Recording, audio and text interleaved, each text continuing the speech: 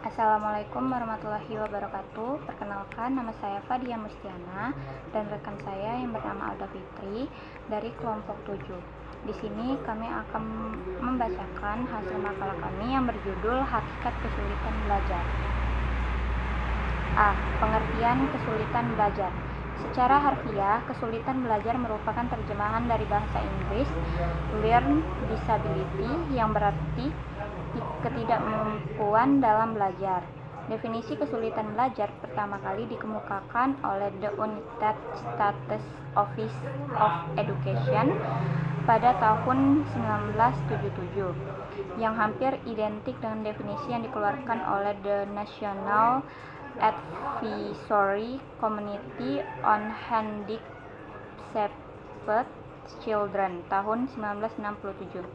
Definisi tersebut berbunyi, belajar khusus adalah suatu gangguan dalam satu atau lebih dari proses psikologis yang mencangkup pemahaman dan gangguan bahasa atau tulisan.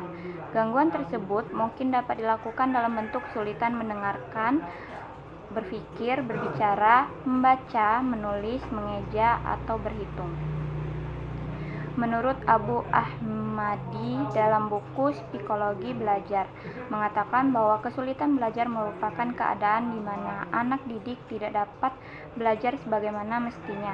Sedangkan menurut Syaiful Bahri Jamarah, kesulitan belajar adalah suatu kondisi di mana anak didik tidak dapat belajar secara wajar disebabkan adanya ancaman, hambatan, ataupun gangguan dalam belajar. Selanjutnya, Ghazali dalam Psikologi Belajar mengatakan bahwa kesulitan belajar adalah kesukaran mendapat perubahan tingkah laku yang diinginkan meskipun latihan telah dilakukan. Adapun menurut Sasmita mengatakan bahwa kesulitan belajar dapat diartikan sebagai suatu kondisi dalam proses belajar yang ditandai oleh adanya hambatan-hambatan tertentu untuk memperoleh hasil belajar. B. Jenis-jenis kesulitan belajar.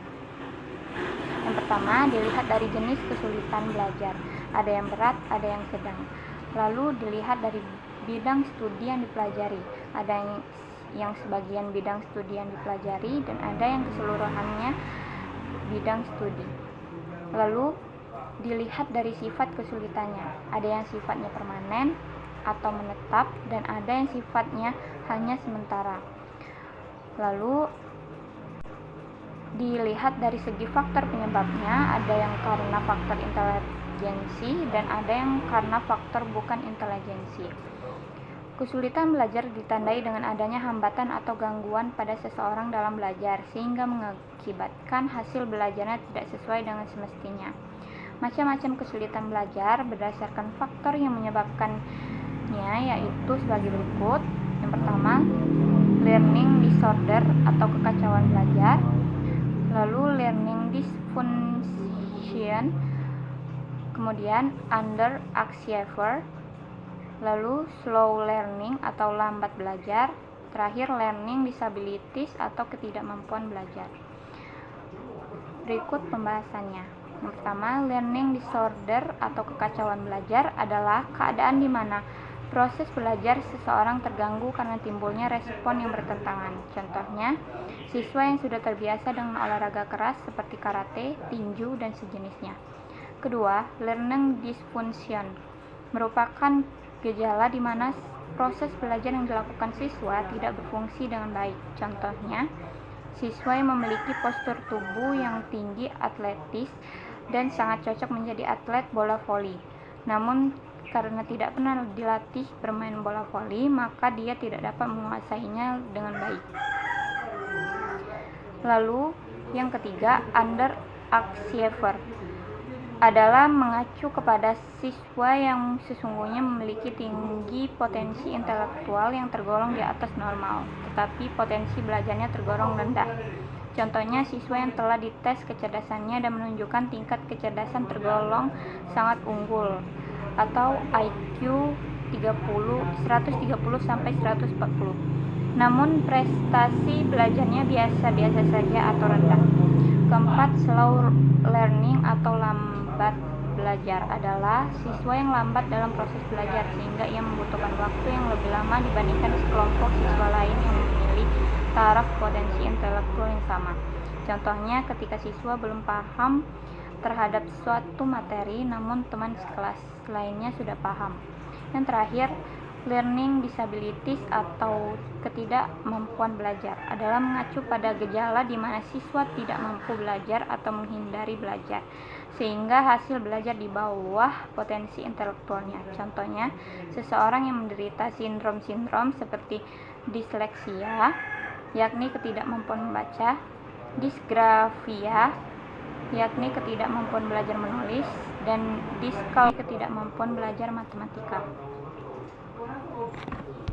Baiklah, saya akan melanjutkan hasil presentasi dari kelompok kami, yaitu kelompok 7, yaitu yang selanjutnya faktor penyebab kesulitan belajar, yaitu faktor internal.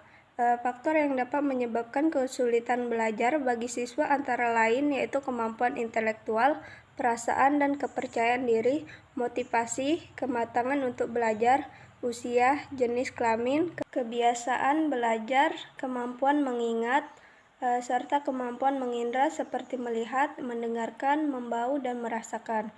Sedangkan menurut Abu Ahmadi dan Widodo Supriyono, faktor internal yang menjadi penyebab kesulitan belajar pada siswa yaitu ada dua.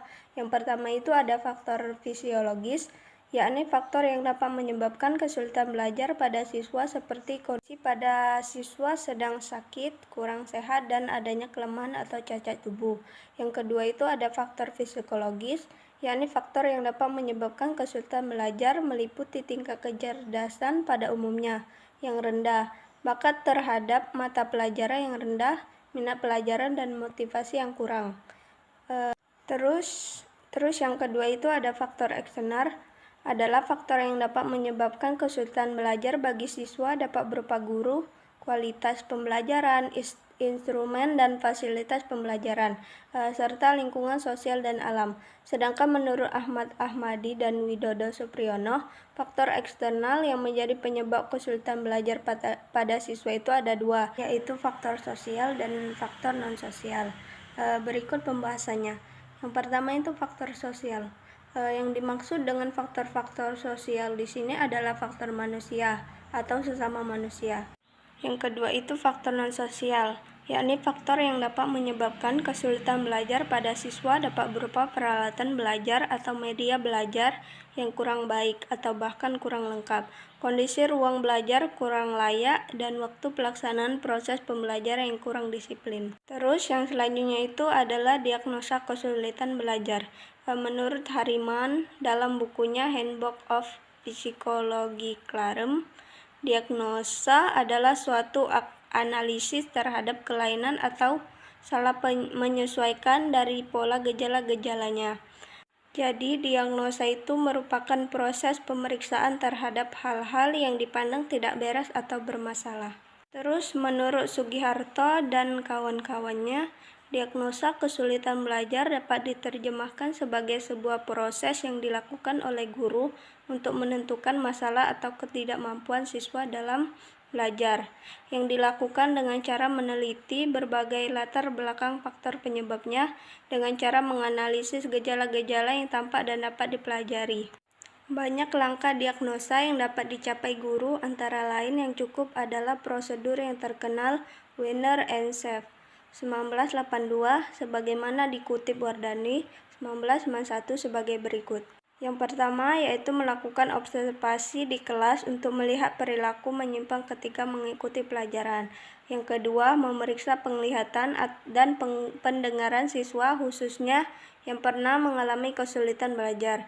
Yang ketiga, mewawancarai orang tua atau wali siswa untuk mengetahui hal ihwal keluarga yang mungkin menimbulkan kesulitan belajar. Yang keempat, memberikan tes diagnosis tertentu untuk mengetahui hakikat kesulitan belajar yang dialami siswa.